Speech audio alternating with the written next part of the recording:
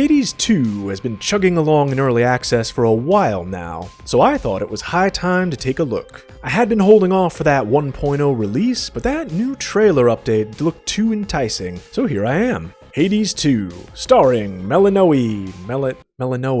Why am I blanking on the pronunciation? Melinda of the Glowing Arm, Hecate of the Washboard Abs, and many, many more. A whole lot more. There are a lot of characters in this game, my goodness. The principal one, I guess, being Kronos, the big bad, the boomer grandfather of the universe, who has evicted everyone from the underworld and set up shop in Hades' old digs. He's launched a massive campaign against the young, possibly for treading on his lawn too many times, and now you have to fight your way into hell to send him back to the retirement home. Getting into hell isn't usually this hard, or something you'd usually be doing, unless you're the princess, which you are. Melanoma is a little different from the rebellious blood boy from Hades 1. She's a witch. She fell in with a certain crowd in high school who really likes black lipstick, so you have all the witchy accoutrements. Cauldrons, tarot cards, big floppy hats, oh, and magic, of course, which is probably the big departure mechanically from Hades 1. You actually have an MP bar now and a whole bunch of charge attacks, which, I don't know, feels more thoughtful, tactical maybe,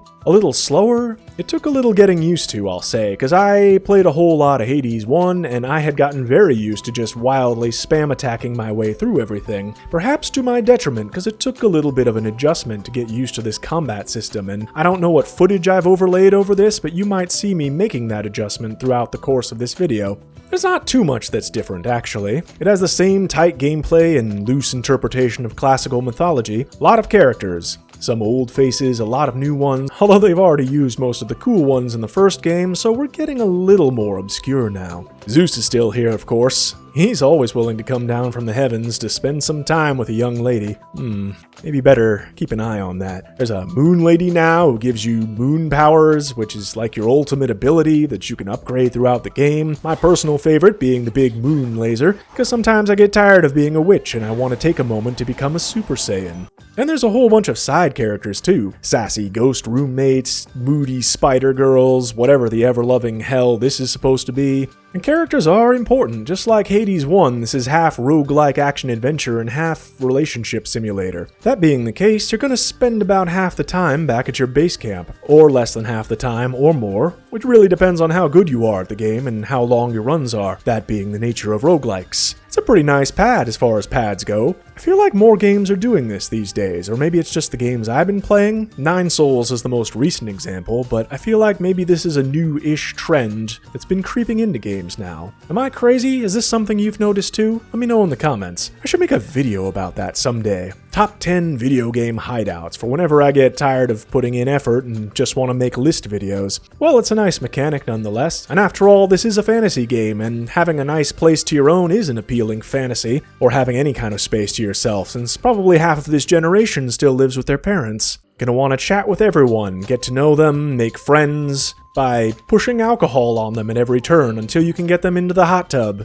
You know, like friends do. I gotta say, bless the developer who decided to add the sauna to this game. Whoever they are is clearly in touch with the fan base of these games. I hope that someday when this game is finished developing, they get to design the town-building dating game they clearly have it in them to make. You might be watching or hearing some of this and saying to yourself that it kinda just sounds like Hades 1 all over again, and yeah? Sure, mostly. Is that a problem? I'm always up for another helping of Hades, and honestly, you could do a whole lot worse than just doing the whole game over again. I mean, there are some new things, let's not be too reductive here. There's stuff like, flower picking, or rock chiseling, which, yeah, okay, cool. I mean, it's nice to find stuff, I guess, but mechanics like that work better in open-world games where you can explore and it's a little touch of discovery, but here they're just kind of there. It's another thing to click on. I don't know if I can get too excited about that. Oh, and you can get animal companions now, which is simultaneously kind of pointless and also bizarrely endearing to me, in ways I cannot entirely explain.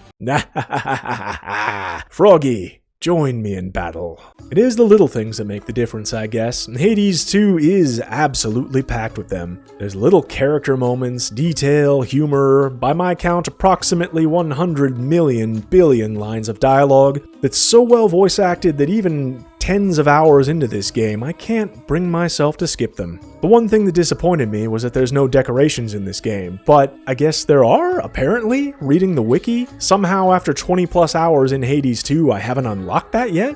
Which brings to mind something that ticked me off about the original Hades. The randomness of triggering things and the fact that you can't always control what events you get. I put a lot of time into Hades 1. I got the epilogue and everything, and I still couldn't get certain events to trigger. I'm sorry, Achilles and Patroclus. You're gonna have to stay separated in the afterlife forever because the gods didn't see fit to trigger that event, even after over 80 hours of playtime. Well, I'm thinking of putting Hades 2 down for the time being anyway, because once I get on the decoration treadmill, there's no stopping me. Deciding which tasteful accoutrements belong in my space could easily eat up tens if not hundreds of hours, so it felt like a good stopping point. And I know some people might be railing right now, oh, you didn't even see this, you didn't even unlock that. Good, you know, good.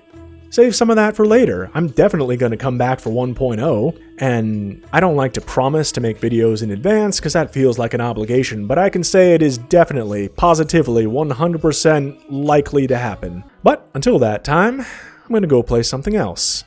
Take care, everybody. Come on out. I've got a ribeye.